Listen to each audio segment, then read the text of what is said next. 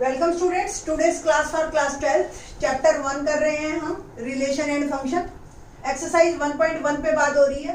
इससे previous lectures में मैंने जो है आपको एक्सरसाइज 1.1 के फर्स्ट के थर्ड 3 पार्ट करवा दिए थे।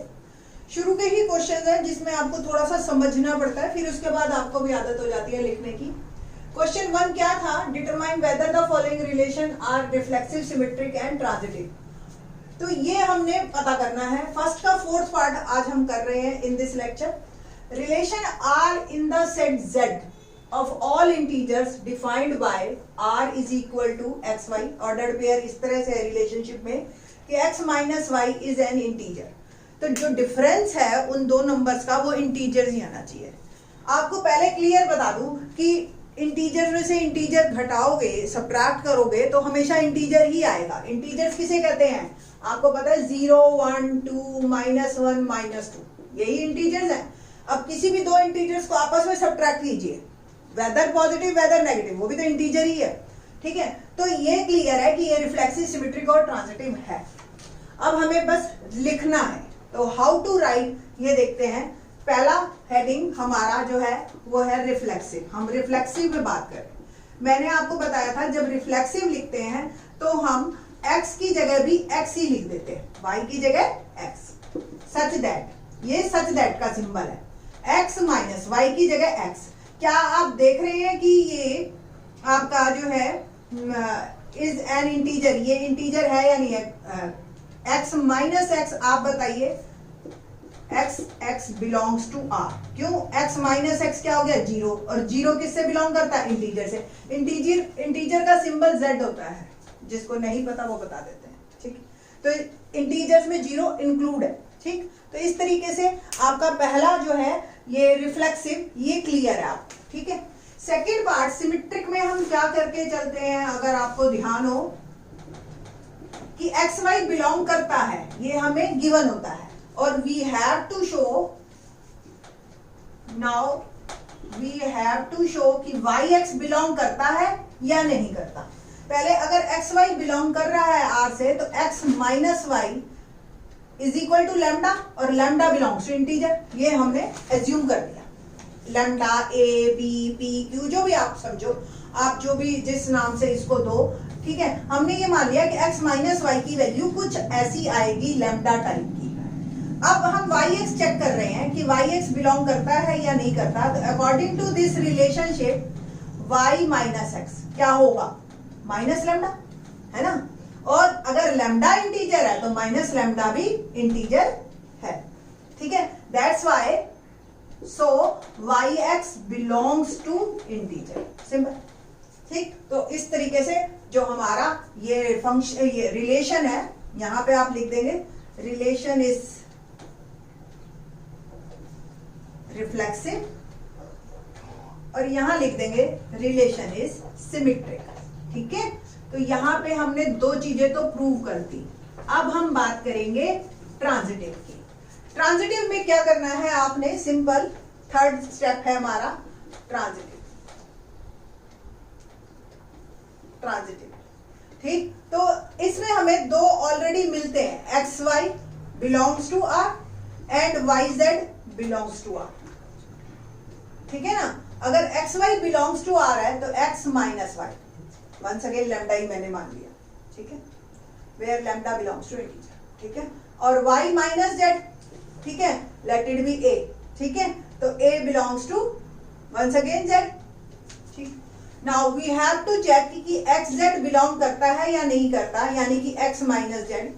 x माइनस जेड में आप y ऐड भी कर सकते हो और सब्ट्रैक्ट भी कर सकते हो, तो भी इंटीजर पे तो कोई फर्क नहीं पड़ेगा। ठीक है, तो x माइनस वाई इसके साथ कर दिया मैंने और ऐसे लिख देंगे इसको, कोई ये चीज ऐसे लिखी जा सकती है। तो x minus y lambda plus a, दो इंटीजर्स का सम भी इंटीजर्स होता है। ठीक है, तो that must be belongs to z। So this function, this relationship is transitive also. ठीक है, this relationship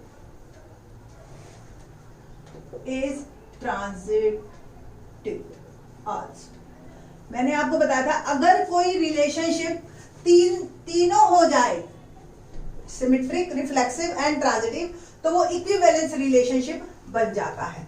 so hence relation, this relationship is equivalence relationship. This relation is equivalence relation. ठीक है, तो ये आपका हेंस प्रूव्ड हो जाता है. ठीक है. क्वेश्चन नंबर फर्स्ट का 5th पार्ट देखिए. Relation R in the set A of human beings. ये सारे रिलेशनशिप हमारे ह्यूमन बींग्स पे हैं. जस्ट आप एक बार सुन लीजिए इसकी एक्सप्लेनेशन और लिखना आप खुद ही. In a town at a particular time given by. ठीक है, क्या है question? Relation R in the set A of human beings in a town at a particular time given bye.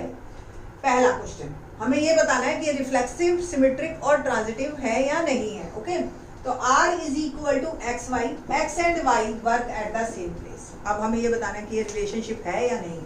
तो पहला जो होता है रिफ्लेक्सिव, रिफ्लेक्सिव में आप जो लिखते हैं वो y की जगह भी एक्स एक्स लिखते हैं और चेक करते हैं कि ये बिलोंग करता है R से या नहीं करता. तो एक्स एक्स, तो अगर आप एक ही लोकेलिटी, एक सेम प्लेस पे वर्क करो तो आप दूसरा भी तो आप ही हो. ठीक है, तो ये रिफ्लेक्सिव है.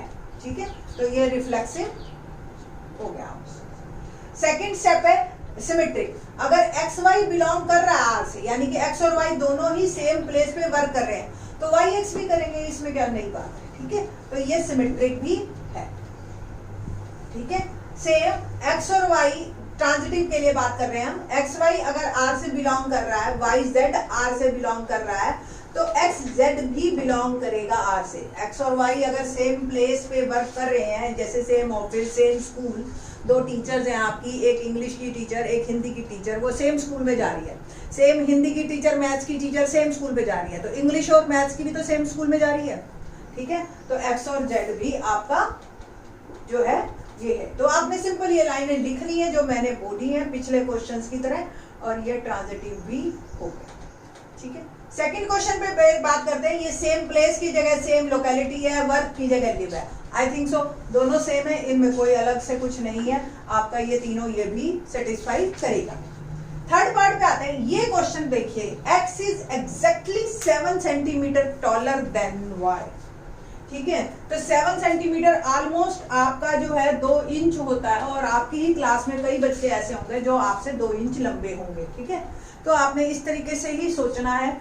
और x और y, पहला रिफ्लेक्सिव, y की जगह भी आप x पुट कीजिए, तो क्या x, ठीक है, 7 सेंटीमीटर टॉलर होगा x से. यहाँ पे जो है x जो है y प्लस 7 है, यही है ना. 7 सेंटीमीटर टॉलर देन y. क्या क्या मतलब है कि x y से 7 सेंटीमीटर ऊंचा है, लंबा है, कद उसका है ना. तो सेम x, क्या y की जगह x पुट करो तो ये रिफ्लेक्सिव नहीं है. ठीक है, तो ये नॉट रिफ्लेक्सिव. सेम सिमेट्रिक भी नहीं होगा. रीजन वही है कि सपोज हमने कहा कि x और y बिलोंग कर रहा है r से, यानी कि x y प्लस 7 है. Now we have to check y x भी बिलोंग करेगा. क्या y भी x से 7 सेंटीमीटर टॉलर होगा? Not possible. So it is not symmetric. Same third, ये ट्रांजिटिव भी नहीं है. रीजन वही है कि x y प्लस 7 है, y z भी बिलोंग करता है आपसे आर से, यानी कि y जो है z प्लस 7 है, x y से 7 सेंटीमीटर लंबा है, y z से 7 सेंटीमीटर लंबा है. तो क्या x z भी बिलोंग करेगा या नहीं करेगा? तो इट डजंट बिलोंग्स, क्योंकि x जो है y प्लस z प्लस 14 हो जाएगा, है ना. दोनों को आप एक तरह से आप सबट्रैक्ट कर लो, या जैसे भी आप इसमें y की वैल्यू डाल दो z प्लस 7, तो ये z प्लस 14, तो नॉट पॉसिबल. तो ये ट्रांजिटिव भी नहीं है. डी केस देखते हैं. x is wife of y. अगर x y की वाइफ है तो क्या x x की भी वाइफ होगी? Not possible. x y की वाइफ है, y x की वाइफ होगा? Not possible. सिमेट्रिक भी नहीं है. ठीक है, ट्रांजिटिव भी नहीं है. x y की वाइफ है, y z की वाइफ है, तो ऐसा हमें कोई केस ही नहीं मिलना कि y z की वाइफ है. ठीक है, तो इस तरीके से जब x y तो हमें मिल गया इस रिलेशनशिप में, बट हमें y z तो कभी मिलेगा कि वाइफ किसी की तीसरे की वाइफ हो, ऐसा तो कोई केस बनेगा ही नहीं। तो जब भी ऐसा केस आ जाए जिसमें हमें दो पेयर ही ना मिले बिलोंग करते हुए एक रिलेशनशिप से इंटरकनेक्टेड, तो हम उसको ट्रांजिटिव मान के चलते हैं। मैंने ऐसे पहले भी एक क्वेश्चन में बताया है आपको, ठीक है। तो ये इसको आप लिखेंगे कि ये रिफ्लेक्सिव भी नहीं है, सिमेट्रिक भी नहीं है, बट ट्रांजिटिव ये है, ठीक है, ये ध्यान रखना। सेम ये केस है, x is father of y, तो एक्स क्या एक्स का भी फादर होगा? नहीं, तो रिफ्लेक्सिव नहीं है। एक्स वाई का फादर है, तो वाई एक्स का फादर होगा? नहीं, तो सिमेट्रिक भी नहीं है। सेम एक्स वाई का फादर है, वाई जेड का फादर है। ये तो आपको मिल सकता है ना, कि ये एक दादा हो गया, ये फादर हो गए आपके, और ये आप हो गए। अगर आप सन डॉटर कुछ भी हो, उससे कोई फर्क नहीं पड़ता, ठीक है ना। तो एक्स फादर है वाई का, वाई फादर है जेड का। तो अब हमें ये पूछना है कि क्या एक्स जेड का फादर है या नहीं है। तो एक्स वाई बिलोंग करता है, वाई जेड बिलोंग करता है, बट एक्स जेड बिलोंग नहीं करेगा। एक्स फादर नहीं होगा, दादा तो बन सकता है उसका, ठीक है। तो ये भी ट्रांजिटिव नहीं है, neither reflexive nor symmetric and nor transitive. ये वाले केस में एक सिर्फ ट्रांजिटिव है, जबकि रिफ्लेक्सिव और सिमेट्रिक नहीं है। तो रिलेशनशिप्स में भी आप सेम इन तीनों रिलेशनशिप को बता सकते हैं, जिसमें तीनों सेटिस्फाई कर गए इस केस में और इस केस में, तो उनको क्या कहते हैं? इक्विवेलेंस। बार बार इस वर्ड पे मैं जोर दे रही हूँ, रीजन बीइंग कि आप लोगों से क्वेश्चन सीधा आ सकता है, show that this relationship is equivalence relationship और नॉट। अब इक्विवेलेंस के बारे में ही आपको नहीं पता होगा तो फिर आगे प्रॉब्लम आपके लिए क्रिएट हो जाएगी। तो ये वर्ड को भी आपने हमेशा ध्यान रखना है। Let's start question.